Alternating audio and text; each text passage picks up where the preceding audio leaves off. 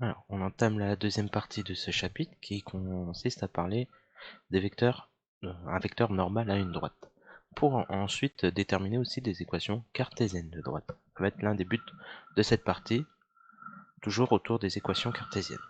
Donc, dans un premier temps, on va définir ce qu'est un vecteur normal. Donc, un vecteur normal, c'est tout simplement lorsqu'on prend une droite D, par exemple comme ceci, un vecteur normal, si vous voulez, c'est un vecteur qui va former donc un angle droit avec un vecteur directeur de D. Donc par exemple, si je prends un vecteur directeur, ce vecteur-là, c'est un vecteur directeur. Mais le vecteur rouge là que je viens de tracer, ça forme un angle droit avec le vecteur U. Donc c'est un vecteur normal. Autrement dit, si on essaye de rédiger, si on prend U, un vecteur directeur de D, N est un vecteur normal à D, de D, à une droite, donc à D plutôt, à D, si, bon déjà il faut un vecteur non nul, hein, et si N et U sont orthogonaux.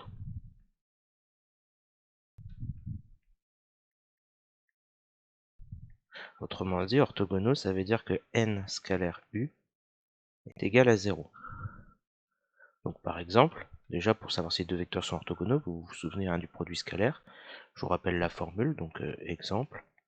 On prend une droite D, deux vecteurs directeurs, je sais pas, 2, 1. Ça c'est un vecteur directeur de D.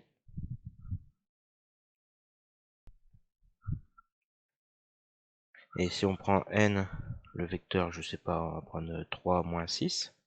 On regarde. U scalaire N. Donc U, ses coordonnées sont 2, 1, N, c'est 3, moins 6. Donc on multiplie les premières coordonnées entre elles. Et les deuxièmes coordonnées entre elles. 2 fois 3, 6, moins 6, 0. Donc là, ça veut bien dire que U et N sont orthogonaux.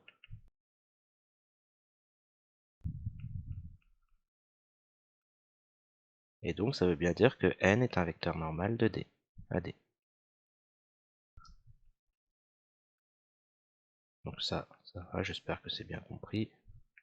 C'est pas bien compliqué, un vecteur normal, c'est un vecteur qui est orthogonal à un vecteur directeur de la droite. Et donc on a une première propriété intéressante. Si je vous donne une équation cartésienne de D, que l'on connaît par exemple avec ce qu'on a vu précédemment dans la première partie, grâce à ça, on peut tout de suite trouver un vecteur normal. Si je vous donne une équation cartésienne et que je vous demande de trouver un vecteur normal, c'est évident. C'est tout simplement AB. Et la démonstration, elle est simple. Je ne vais pas tout rédiger, il y a tout qui est écrit dans le document. Si vous prenez un vecteur directeur, mais ça, il faut prendre la première partie du cours. Lorsque vous avez une équation cartésienne, un vecteur directeur, c'est par exemple moins b, pour coordonnée moins BA. Vous faites le produit scalaire avec le vecteur n, qui est pour coordonnée AB. Alors les premières coordonnées, on les multiplie, moins b fois a, plus a fois b, ça fait moins ab plus ab, ce qui donne bien 0. Donc on a bien que n est orthogonal à u, comme u est un vecteur directeur, n est un vecteur normal. Et on va avoir une propriété qui va nous permettre aussi de déterminer des équations cartésiennes de droite. C'est tout simplement, si je vous donne une droite D, un point A sur cette droite, un vecteur normal, alors tout point M de la droite est tel que, quand vous regardez bien ici, je vais prendre un plus gros, voilà, ici vous avez bien que AM et N sont orthogonaux. Donc un point, donc N, un vecteur normal, A, un point de D, alors vous avez M qui appartient à la droite, si et seulement si N et AM sont orthogonaux,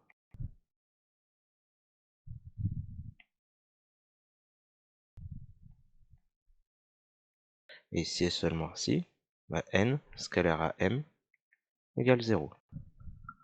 Concrètement, comment ça va se passer dans les exercices? Donc imaginons que exemple, je vous donne la droite D, je vous dis que ça passe par le point A de coordonnées 2, moins 1, et N, qui est un vecteur normal, qui a pour coordonnées 3, 5 par exemple. Vecteur normale de la droite D. Eh bien, si on essaye de déterminer l'équation cartésienne de D, on peut prendre un point M de coordonnées x, y. Ça appartient à la droite D. Si et seulement si les vecteurs AM, donc x moins xa, alors c'est x moins xa, donc ça fait x moins 2, y moins moins 1, donc y plus 1. Là, je fais le calcul avec les coordonnées de A et M, hein, tout simplement. Et N sont orthogonaux, on utilise la propriété juste avant, sont orthogonaux. Ça veut dire quoi? Ça veut dire que le produit scalaire entre les deux vecteurs vaut 0. Et quand on calcule ça, donc les coordonnées de AM, x-2, alors je vais bien écrire, mais c'est 3 là-haut. Donc on multiplie les coordonnées entre elles, là. Donc x-2 fois 3. Ensuite on multiplie les deuxièmes coordonnées. Y plus 1 fois 5.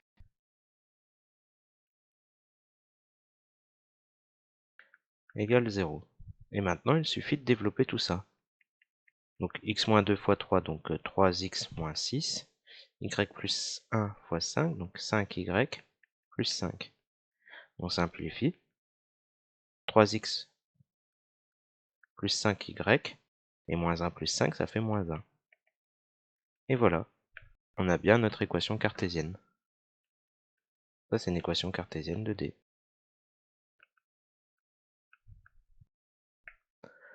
Maintenant, on peut approfondir un peu tout ça et voir aussi une autre méthode. Donc je vais renoter le point A qui avait pour coordonnée 2, moins 1, N qui a pour coordonnée 3, 5, un vecteur normal. On va encore chercher une équation cartésienne mais avec une autre méthode. Et l'autre méthode consiste à utiliser non pas cette propriété-là, ça on vient d'utiliser cette propriété-là, mais l'autre propriété qui est ici, c'est que le point, quand on cherche une équation cartésienne, n a pour coordonnée AB. C'est dans l'autre sens si vous voulez.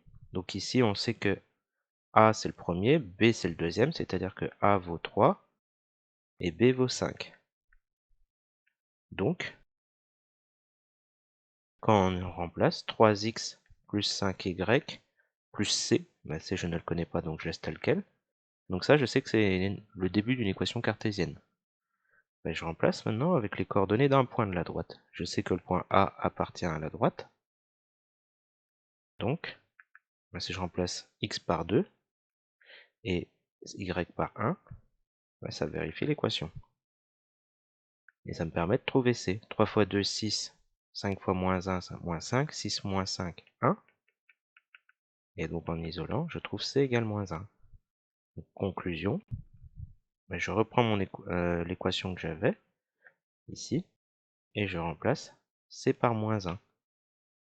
3x plus 5y moins 1 égale 0. Alors ces deux méthodes sont très bien. Moi je vous conseille de maîtriser les deux. Après en exercice, si vous utilisez l'une ou l'autre, ça m'ira très bien. Peut-être privilégier la deuxième dans le sens où ce qu'on a vu la dernière fois, c'était un peu dans le même style. On se souvient, hein, si jamais je vous donne un vecteur directeur, ses coordonnées c'est moins BA. Donc grâce à ça on pouvait trouver A et B, et il nous manquait plus que C à trouver. Et on le trouvait grâce à un point. Bah là c'est un peu la même chose, sauf que la formule pour trouver A et B est légèrement différente. C'est directement A et B dans le bon ordre et sans signe moins. Donc là-dessus il n'y a pas de problème. Je vous laisserai lire la dernière propriété du document, et comme ça vous pourrez faire les exercices. Les exercices, normalement il y en a 3, je vérifie ça. Voilà, donc les exercices 5, 6 et 7.